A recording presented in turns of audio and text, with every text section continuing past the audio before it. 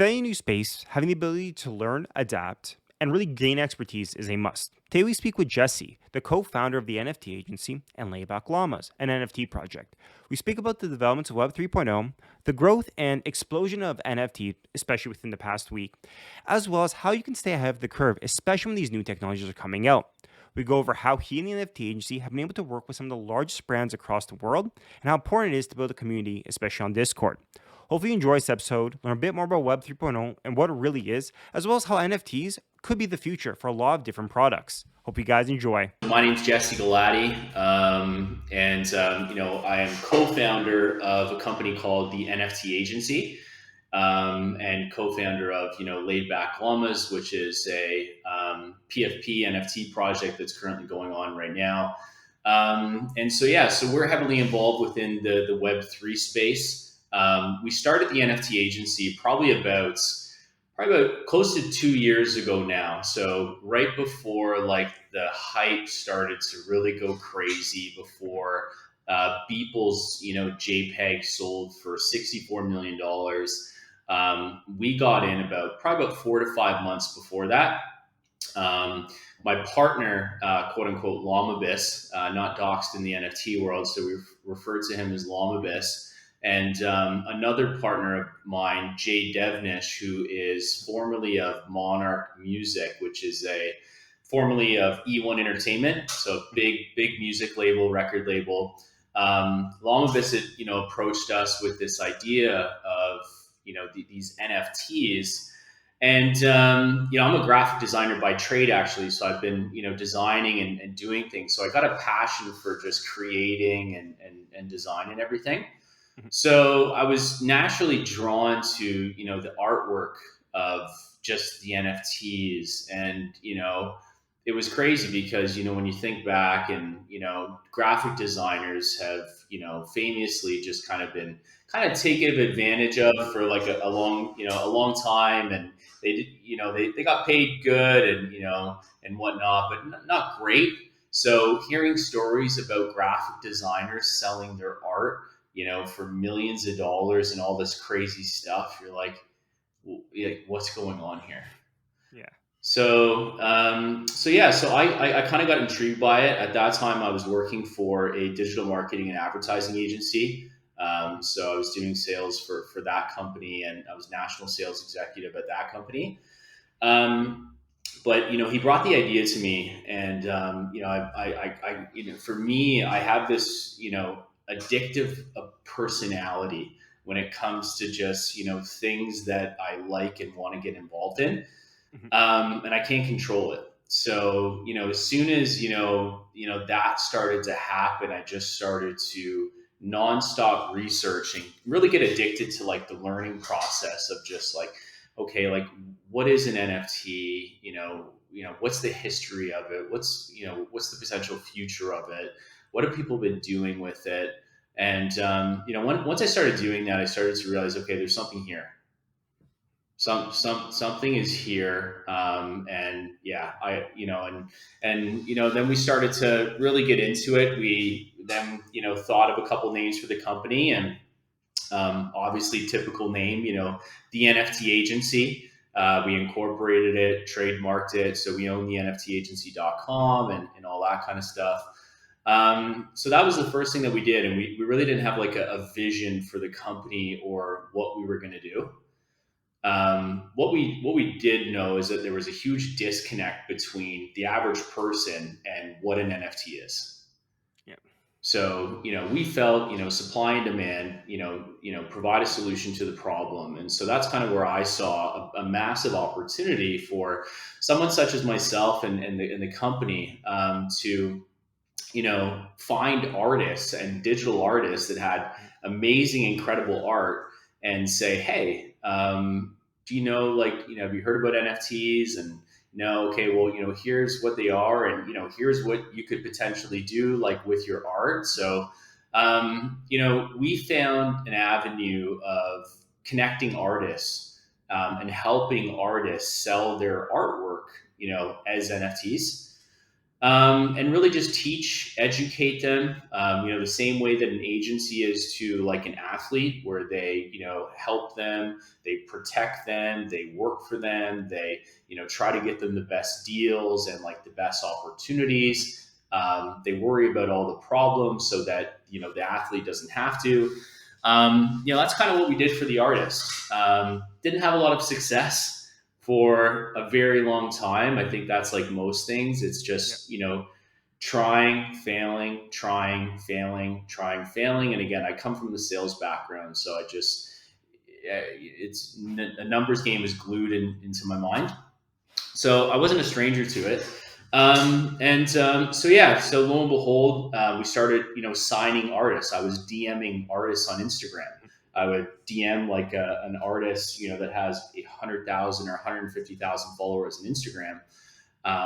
But I would comment first. I would say, hey, have you heard about NFTs? Just DM'd you. And it would trigger them. And, it was actually crazy. I was getting such a high success rate of people actually responding to the emails and signing like so many like, talented artists from all across the world. So some of the artists that even we represent today are from, the artists that we'll talk about maybe a bit later with the laid back llamas is from Oman in the Middle East, literally in the middle of nowhere. We have artists in North Macedonia. We have artists in, all across Spain and in Europe and the States and Philippines and just everywhere all across the world. So that's kind of how it all started, with us, working with digital artists, learning and understanding the space. Because I think like early on with me, and I had this conversation yesterday, it's like, I was like fully in the NFT world when the Bored Apes were just minting, Yeah. but I didn't understand the PFP avatar yet. Hmm. I could understand like art, like this piece of art back here, like which Yeah. is a FUCK render project.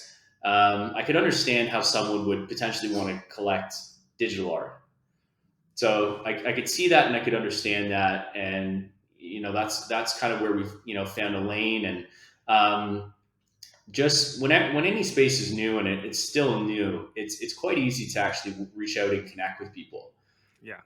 So, we started reaching out and connecting with, the biggest companies, in the world, the biggest blockchain companies in the world. I would just search for them on LinkedIn and wherever. Connect with, whoever we could connect to. And I remember at that time, I was just so hungry. I'm like, we need to take every single meeting and every single call and every single just whatever, because, we never know where it's going to lead to.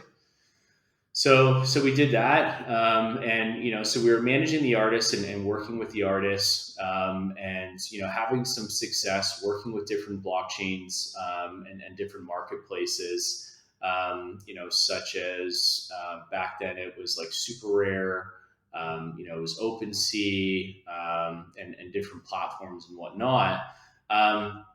Because of the NFT agency and the name, obviously our SEO online was good. So we were getting contacted by a lot of companies. We were actually dealing with BBC, so the British Broadcasting Oh, Company. wow.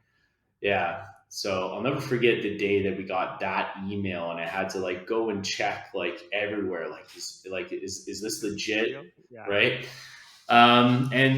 We had some crazy meetings with them, and had a lot of conversations with them, and like 20 calls. And at that point, we still had no idea like what we were doing.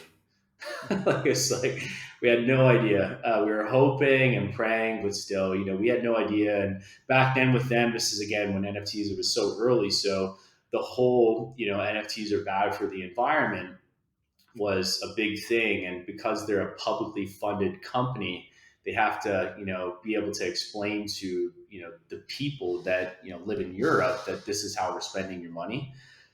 So, but that was cool. But yeah, that led us to working with a lot of different, companies and brands. Slowly but surely, we started to figure things out. We started to, become an avenue for brands to come to the NFT space in a very, successful and careful way. And that was the big thing. It's like these brands, they have no idea what they're getting into. Is this going to potentially ruin your reputation? Mhm. They have no idea. So again, we found an avenue where we could kind of assist brands, put together some sort of NFT project and collection, Mhm. launch it and have some success, get some good PR Mhm. from them, and help them to look good and help them have a good entry point into Web3 and into crypto. Yeah, Yeah, no, I think what you touched on is so true. I think for a lot of things, I have a few friends with even in the finance world, and traditional finance knew about crypto for years, but yeah, no organization wants to be the first to obviously step in. It's too big of a risk, even if the employees are excited about it. And I like your approach is I kind of quite interesting because you coming from the corporate world, understanding that a business, like you said, may have shareholders. They're not all startups. They can't just be like, let me just throw money here. Whatever. If I win, I win. If I lose, what? Who cares? There has to be a little bit more of a rigor to it. So I think your approach makes a lot of sense. Obviously, being a group someone can work with to understand, it's a little bit easier. You can do as much training as you want online, but sitting down working with a team is so much easier to understand what are the risks and having some of that, like you said, outsourced to you to really help transition that process. yeah, And obviously, and I think the name's great. I think one of the things I've seen for a lot of early startups or companies, they get a little bit too fancy with the name. They're like, okay, we're crypto, we're NFTs, so we're gonna make crypt pick, and it's like all these different words. And when you have someone who knows nothing about it, yeah, they see your company and they're like, I don't know what you do. Where like the yeah, NFT agency makes a lot of sense. It's very clear. And like you said, great SEO, which with your marketing mind makes that connection being like someone's gonna Google NFTs, they're gonna look for an agency, perfect name. yeah, So when that starts off, obviously you're having these conversations, you're bringing people in.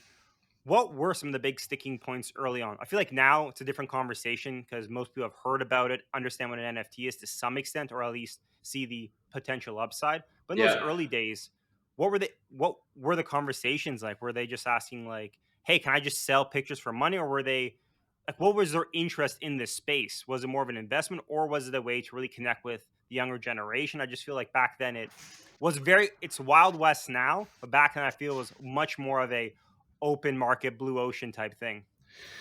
Yeah, I think back then it was a lot easier. You could basically you could do anything, and anything would be successful. And it was about 6 months to 12 months ago we were kind of like in a bull run. Bitcoin was doing really well, and ETH was doing really well, and hopefully starting to get back there. But Mhm. yeah, I mean, the conversations that we had with most brands were, more or less like, okay, it was getting their head to first wrap around like what an NFT is, and then what could potentially be like a use case of the NFT, right? Mhm. So, and then, most companies and brands want to know, like, well, how are they going to benefit? Mhm. How is this going to, retain viewership or retain customer account, or how is Mhm. it going to increase it? So, for like the brands and the companies that we are working with, that was like the big thing. It was either like, how are we going to get more customers through Mhm. this? Or how can we create like a crazy cool experience from Mhm. this? Right. And one of the things that we talked about with, with BBC and some other things, is really tying in, like in real world activities, with collecting an NFT. So, one of the things could be, you have to, attend, certain events, or, maybe if you collect like, all five NFTs out of the collection, that would, put you into this exclusive club that will Mhm. then, gain you access into, monthly, monthly Mhm. membership, or something like that, right? Back then, I think that companies didn't even really like know like what they wanted. Mhm. They knew the space was cool. They know that there was some exciting things going on, but they were scared. Yeah, Yeah, I think that's one thing that is always interesting is working with customers, figuring out like what. what they expect to get out of it. And I feel this is with anything. You've obviously done sales, and you've had those sales calls where someone's like, "Yeah, I know we're interested. Okay, like, what do you want out of this relationship?" And they're just like, "I don't know." And that's such a hard sale to make, but also a very weird conversation to have if there's no Yeah. KPIs, or at least a north star to follow up, follow through, or at least have a goal. Because I think a lot of times, even working with other creative agencies or other groups, a lot of times an organization may come to them and say, "Hey, NFTs or XYZ is cool. Let's do it." And Yeah. you have to really have that conversation, like, well, why, why, what you're expecting to get. And I feel those can always be challenging conversations, or at least difficult to really understand where you can make a cohesive relationship. Yeah. Obviously, now NFT is a lot more popular, a lot larger, and I obviously with the name being relatively well known now. What is like an ideal customer, an ideal group you'd work with? Like, is there some, I'd say, prerequisites, or is there things you look for in understanding, like, hey, this will work well, or are there some customer traits where you're like, hey, they're just not ready yet to really work with them, or kind of how do you differentiate between a client you want to work with versus maybe a client where another avenue may be more beneficial for them at the time? Yeah, good question. I think now we're at a point, we put in a lot of work. We've done the grinding to really build our name into what it is today. And fortunately, yeah, we get hundreds of opportunity requests a day. So we're in a position now where we can select the ones that we want to work with. So the people that we want to work with are people that have full faith and give us the keys. You're coming to us, you want to enter this space, we understand it, we know it, let us do what we know how to do. And our track record shows that you will have success. So that's kind of where we're at now. The space is all about innovation, and not just doing what everybody else is doing. It's about innovating and doing something creative and doing something outside the box. So we look for brands that think like that. They want to step outside the box. They want to remove the boundaries, have fun, get creative, and go a little bit crazy. Still stay safe and still think of what's the worst thing that could happen and things like that. But we're now kind of getting into the stage of Web3, where a bubble is kind of popped a little bit. Not everything is working like it was before. Not everything is having success. It's really time for companies, especially us, to work hard and not just think about the next 6 to 12 months, but think about the next 6 to 12 years. So we're looking for companies that'll let us plan, not just profits or their marketing plan for 6 months. Where can we be in the next 6 to 12 years? And obviously, Web3 is really, I guess, really hot right now. But obviously, it's really I don't say a movement, but it makes a lot of sense for all these transitions. The idea that having organization, decentralization, allowing for a lot of users to kind of recontrol that. I think we've seen that with many other things. Even in social media, funny enough, a lot of these organizations, early in days, even the laws being like, hey, you have to control your own data. And as a kid, I think even in school now, even generationally, children realize it from a young age, like what you put online, make sure you own it. Don't like very cybersecurity safe. And really, I guess Yeah, Web3 allows for a lot of that now, which I think really just fits with the whole generational shift, or whole, I guess, internet native, which I guess it's not be web native. I feel internet native sounds cool, but that's like 30 years you've been using the internet. I feel there has to be a new cooler term for that now. But yeah, with this movement to Web3, obviously it's, I feel, a lot of, I guess, misinterpreted, but like, I guess in your opinion, what is I would say, without making it too long, obviously, but like, what are the benefits or you see shifts for businesses moving to Web3 that Web2 really hadn't been able to offer? Because I feel a lot of times companies want to enter Web3, but just like NFTs, they have zero idea what the heck it is. They just hear that and want to add it to their job title and their LinkedIn profile saying they work in it. yeah. Great question. It's probably my favorite one. I think the big thing that Web3 and NFTs are providing people is ownership, Mhm. like true ownership. So the way that I would kind of look at it is for kids or anybody that plays a video game. and they buy a video game and they're playing with that character, right? So let's use, I don't know, let's use Call of Duty as an example, right?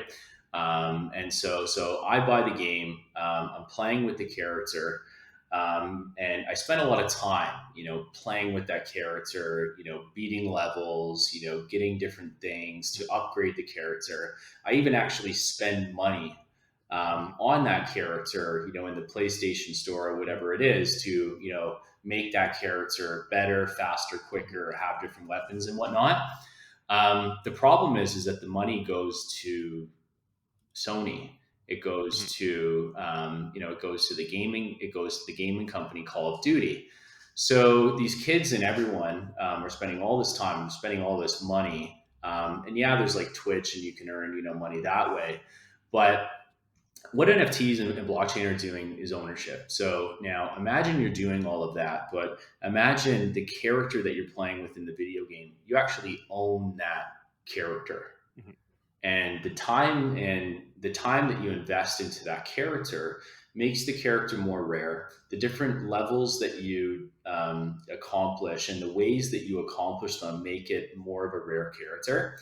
The money that you invest into it, sure, some can go to Sony and some can go to Call of Duty, but a lot of the money actually reinvests into the value of the character. And then, imagine achieving all these goals and investing all this money and all this time and increasing the value of this character that you've been playing with to a crazy high amount, say like $50,000 or $100,000. And then imagine then being able to sell that on a marketplace. Mhm. So what NFTs and blockchain are changing is ownership, and basically, it's basically reaping benefits from something that you pour a lot of time and energy into, Mhm. right? And so that's like one use case. If you look at something like the Bored Apes and what they did with ApeCoin, so they basically put $2 billion worth of like nothing. They created $2 billion of nothing and put it into the market. And they basically just revived a crypto market and even potentially a stock market. Mhm. $2 billion does a lot to a market, right? Oh So, yes. but when you look at it, what happened there was is that back in April of 2021, the Bored Ape Yacht Club is an NFT collection. They sold for, I don't know, maybe $80 or $100, and some of those people have held on to those NFTs. And last week when they did their token airdrop, those NFTs were somewhere valued at around $300,000. So your NFT went from $100 value to $300,000. But then what Bored Ape did, they said, "Hey, we're going to release a token Mhm. and airdrop and for free and give the token to our holders." And so because you own this token and because you've held it, you're going to be able to get this token. And I believe for every Bored Ape that you owned, you got somewhere around $100 to $150,000 in tokens for that. And now this is a DAO token, which is community driven and everything like that. But the biggest benefits that we're seeing is ownership. And I love the Toronto Maple Leafs. That's my diehard team. I put a lot of time and effort into watching them and supporting them and telling people about them and rooting or cheering. Imagine if they had something where I could, financially benefit in the support that I've been giving them Mhm. and the things that I do to invest into their company. And this is going to start to happen. And this is what you kind of call like a DAO. It's Mhm. community driven. It's basically getting a group of people together and they benefit from the success of something because everyone is working together to see that succeed. So yeah.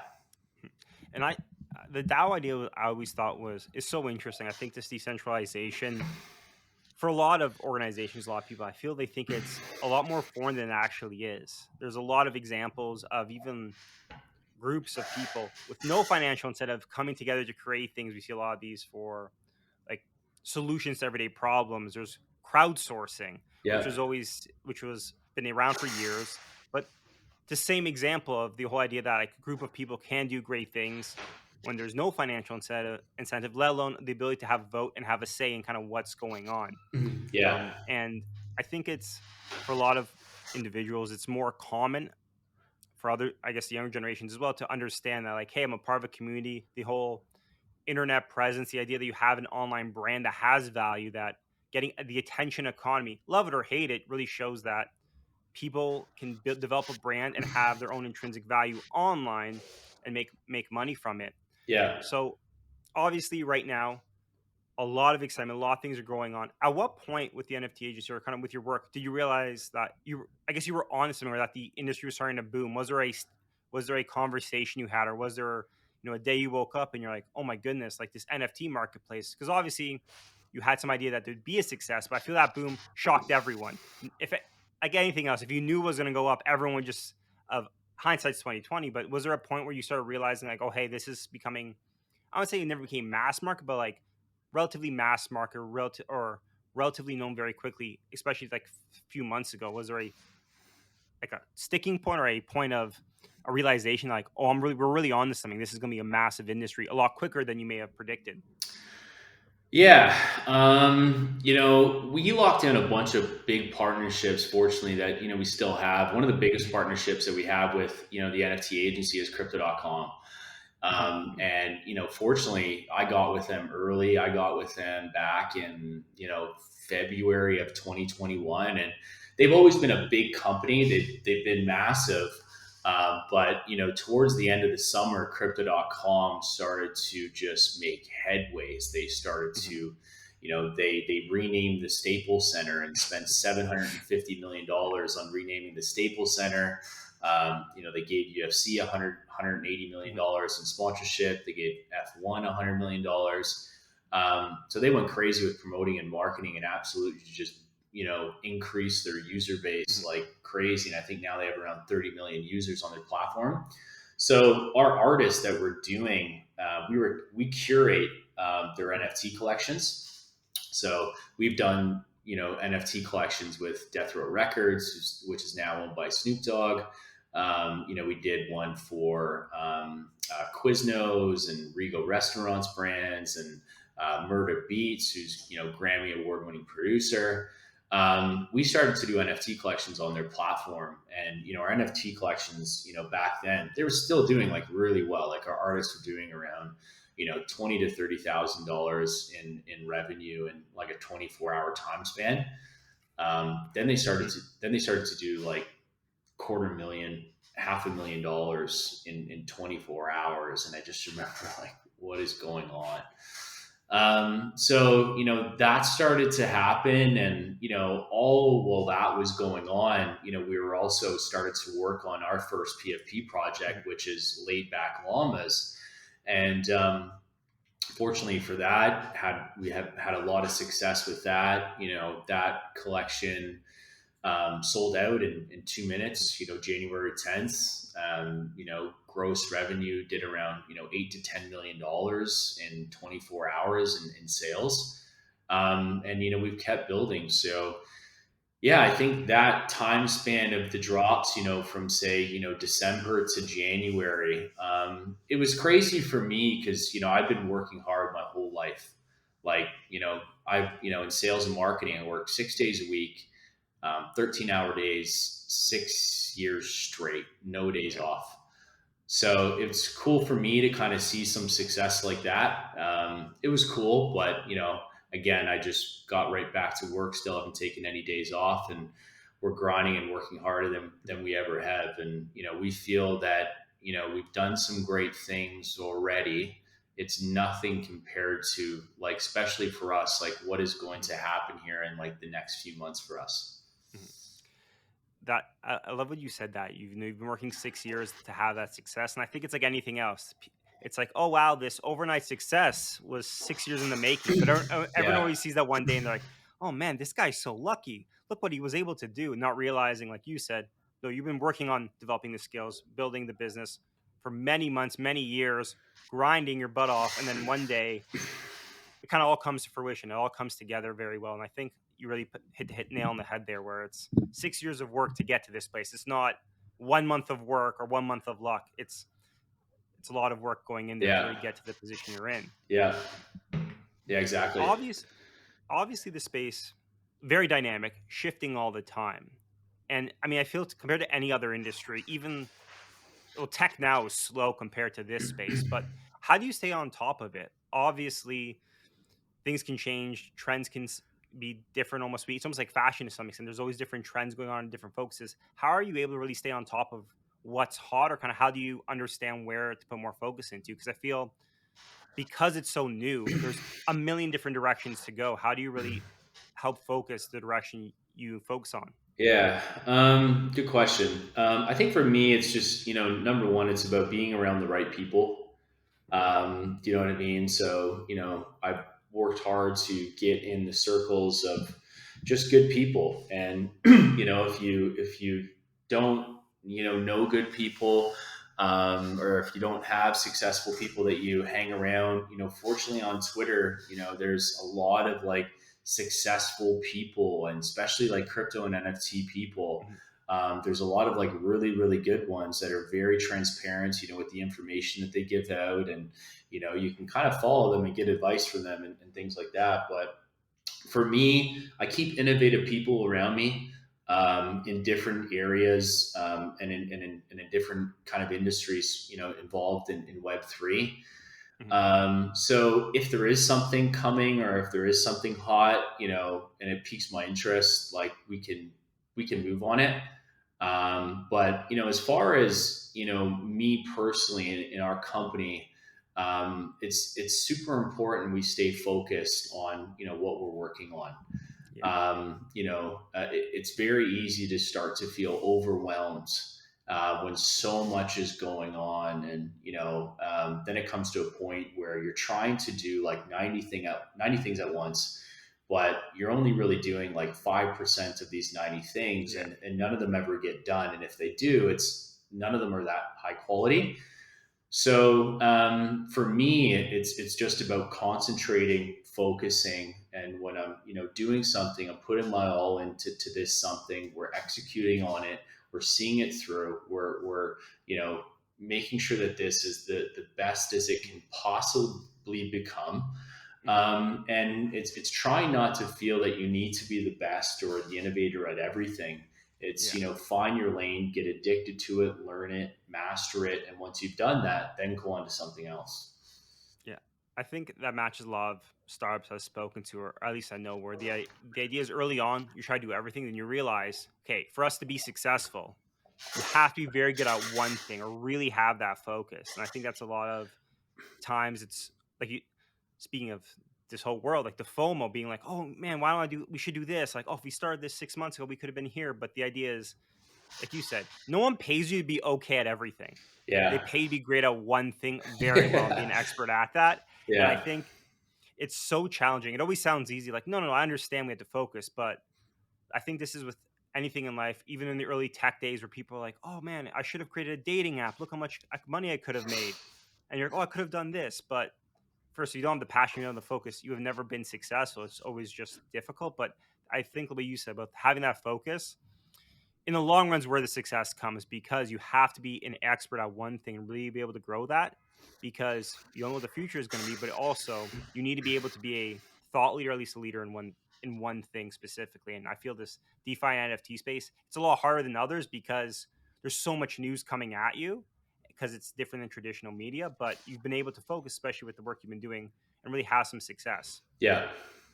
Discord is so popular in the space. I use Discord sparingly maybe over the past few years because of Yeah. like video games or something, but now it's the thing. Were you Crazy. familiar with Discord prior to this? Were you like a Discord expert, or how did that go? Because I feel every Yeah. business now, even non NFT, are like now using Discord with customers. How was managing that huge network and kind of growing that been? Yeah, you know what? Discord is crazy, man. And I remember when we first we're like, okay, we need a Discord, for the Llamas projects Yeah. here. And I always thought it was like the like deep dark web of like some sort. It's where like the hardcore investors or Yeah. like just whatever, right? I didn't really understand it.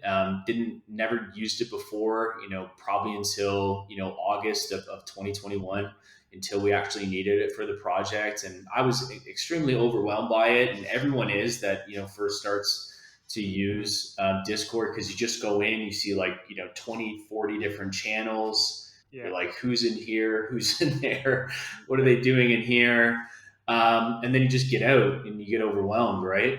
Um, but I think Discord is by far like from a business standpoint and a community standpoint, it's by far the most effective marketing tool a company, a community, a team, a Mhm. person, an influencer, an athlete, especially our projects, can have.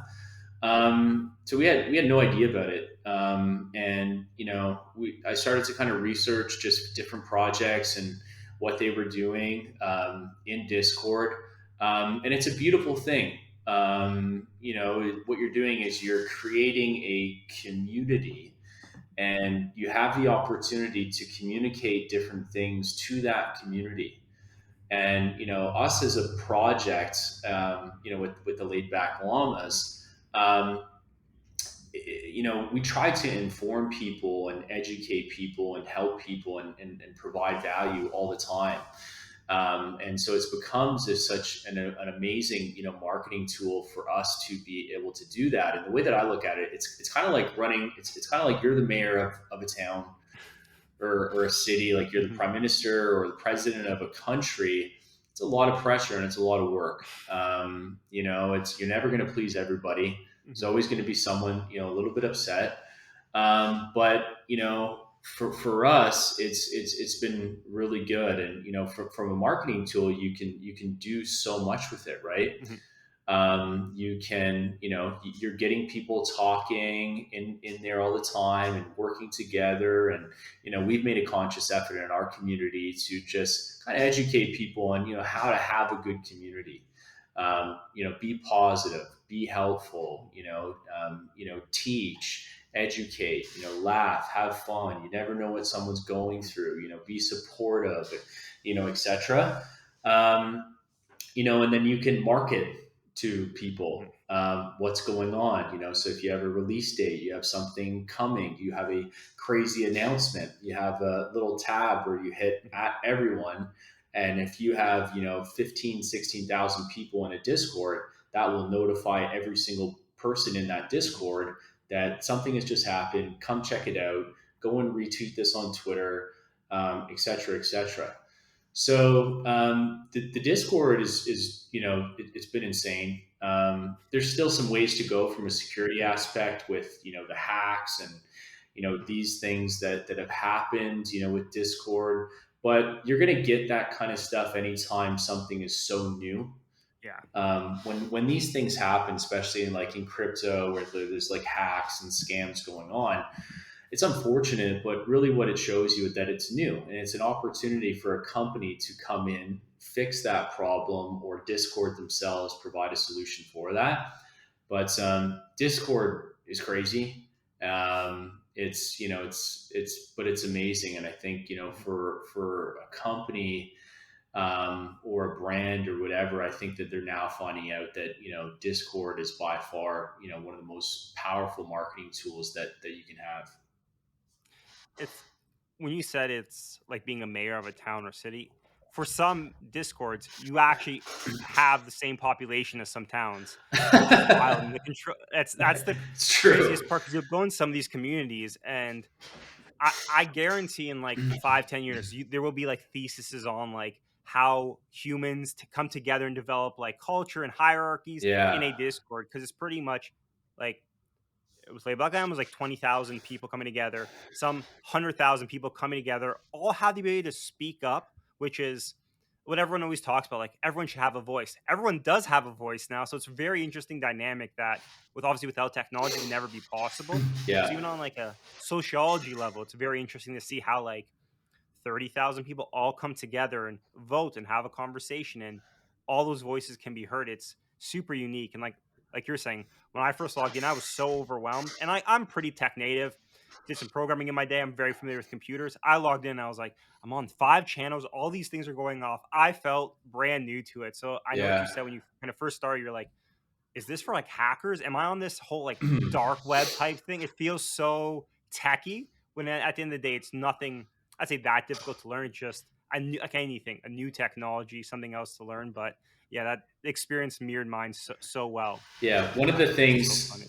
No, that's great, and I think I kind of had like a revelation like last week because Discords have famously been known for where you go to like support an NFT Mhm, project, hear about NFT projects, or hear about different like cryptocurrencies that you could mhm, invest in, and hey, did you make money today? No, hey, oh, I lost this. Hey, what about this project, etc. And that's really what it's been known for. And then like last week or 2 weeks ago, I'm like, wait, I'm like, we can start using this in like a really powerful, positive way. So we launched a fitness club, in our mhm, Discord. So, people can now go, sign up to our fitness group on Strava, and, you can use the power of community to motivate people, right? So rather than just, people going in here and being in Discord, spending all their time here, we can use this as a way to have a positive impact on someone mhm, in, their personal real life. And I thought this was crazy because, for a lot of these people and people in our community, they respect the people that they're talking to, and they appreciate them because they have this sort of relationship with them. So they feel that, now they feel like, well, if Jess is going to work out, mhm. and if Brandon's going to work out, and I see them working out, well, I gotta go and work out, and and whatnot. And so it's inspiring and it's uplifting and motivating for people. And that's one way of how we've started to use Discord and just the community aspect to Mhm. help support people. And we've had so many people saying, and even me myself, I've been so busy and whatnot, and sometimes it's hard to, make the time, but now I've been Mhm. going to the gym every day. But so many people have said, what, I haven't gone to the gym in like 6 months and seven Yeah. months, and I haven't, had the motivation to do it. Doing this and being a part of something where I feel like I'm doing it together with so many people has really helped me, make the jump to start to do it again.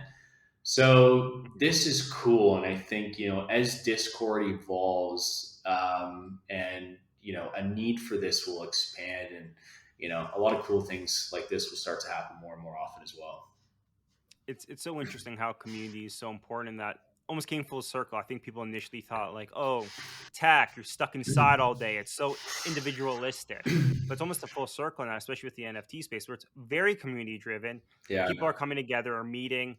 It was almost like if you told me this 10 years ago that like this type of technology will actually allow for better community. It was almost like mind blowing because 5 years ago, everyone's like, the internet's ruining everyone. They're all independent. They're not talking to one another. Now it's the complete opposite. There's that yeah, community aspect, getting active together, doing things for good, and that really social change. I think it's a nice, I don't say shift, but it's nice how it's kind of like all become and kind of grown together. yeah. So a lot going on. What does the next, obviously a lot of big project, kind of what does you yourself or kind of the projects you work on, what does the next like few months, few years look for you as this industry grows and as you grow? Yeah. So I guess right now for us, the big thing that I see with PFP projects, and specifically our project, the llamas, is the use case, and it really kind of goes back to talking about using a character in a video game, right? Mhm, We're also obviously working on turning laid back llamas into an animated TV series. mhm, This is something that's really happening. We're in serious discussions with big TV production studios right now, and we're hope something is about to get done really quickly. Things are looking good, so that's exciting.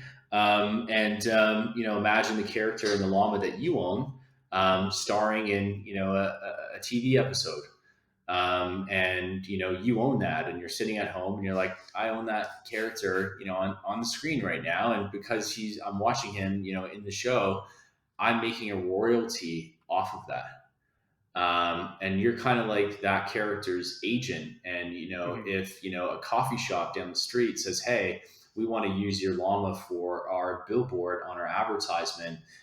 Can we pay you to have him do this campaign?" Yeah, Hmm. sure, why not, right? So the utility and the use case behind it is definitely what we're focusing on, with the llamas. So the and really making sure that our holders benefit from holding and benefit from owning it. Um, so that's that. We're doing some crazy things right now in metaverse world and metaverse development. And so right now we're working with some of the top metaverse developers in the world to build, really cool gameplays and different Hmm. worlds, for different brands and different companies. And I think that one's huge. I think that it's crazy because one of the big things right now for like the youth, and even like my nephew, he plays Minecraft. Minecraft is similar to and integrated with a metaverse called NFT worlds. Hmm. So they run together. And so basically, what NFT Worlds does is it allows you to build out your own worlds, it allows you to build your own experiences, it allows you to build your own characters. So I find it so crazy how a younger generation right now is playing this game, but massive big brands and big companies from around the world are looking for developers and are looking for gamers. Yeah. So you're going to start to find 8-year-olds and 9-year-olds and 10-year-olds building worlds and getting paid millions of dollars by these big companies, like probably tomorrow. It's crazy. So I think the fact that the one big thing that I love about the metaverses and everything is that they're giving everyone the tools to build everything for them, Hmm. and that's how you expedite the growth and you expedite development. You give everybody the tools and you say, "Hey, go crazy," and the first one to learn and the first one to dedicate the time are going to be the people that benefit from it. Hmm. So I love that. So we're working on a lot of different metaverse experiences and whatnot, and we're bringing a lot of big brands to the metaverse, and we're working with one that is going to come out soon Hmm. about bringing them and yeah, bringing their brand. Can't say too much again, Yeah. Yeah. but yeah, this we're very close. So I'm so excited to start. We've been sitting on so much for a little while now, and so. But we're bringing out some big brands into the Hmm. metaverse, and they're going at it in a very very serious way. So this is kind of how I see things starting to evolve. It's really defining, potentially the use case of NFTs. Um, and I think that, in order for us to see mass adoption, they need to go into a more real world kind of Hmm. everyday use case. So, one example could be like the university or college textbook system. Hmm. So rather than Oh, using yeah. physical textbooks, you use NFTs. Hmm. So if I own a textbook, rather than me having to go back to the school or whatever and bring it back and et cetera, I own the digital version of this textbook, which is an NFT. And when I'm done with that textbook, I put the NFT on the marketplace. Hmm. You go and buy it.